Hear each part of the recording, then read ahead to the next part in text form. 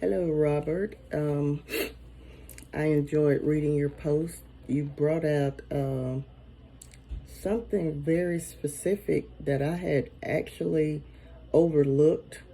Well, I don't know, maybe it just didn't stand out to me. But you said that another example, as counselors, it is that we are supposed to allow the client to work toward a positive solutions for themselves.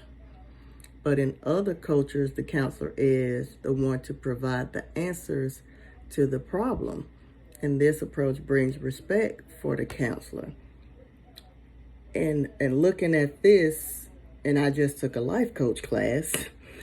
In other cultures, what they're expecting you to do basically is be a life coach and not actually a counselor. And, in the class, I don't know if you've taken it, but in the class we learned the differences between life coaching and counseling and sometimes how they're similar. So this is a case here with different cultures that you actually have to utilize life coach skills and put your counseling skills to the side. And so that's a very valid point that you made and that I obviously overlooked. Because I've always said, I don't want to be a life coach. I don't want to be a life coach. But if I'm going to deal with different cultures, I may have to become a life coach for that situation.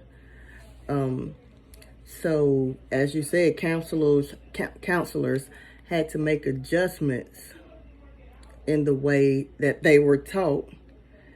So yeah, my ethical training and the way that I was taught to be a counselor is not being a life coach.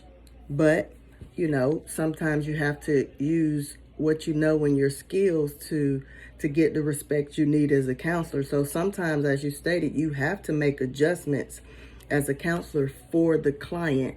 You can't just go off, or I can't just go off and say, well, no, that's not how I want to do it. That would be my own biases, my own biases. Like, this is Lydia way and this is how Lydia want to do it. This is what I'm used to doing, so I'm going to do it like this.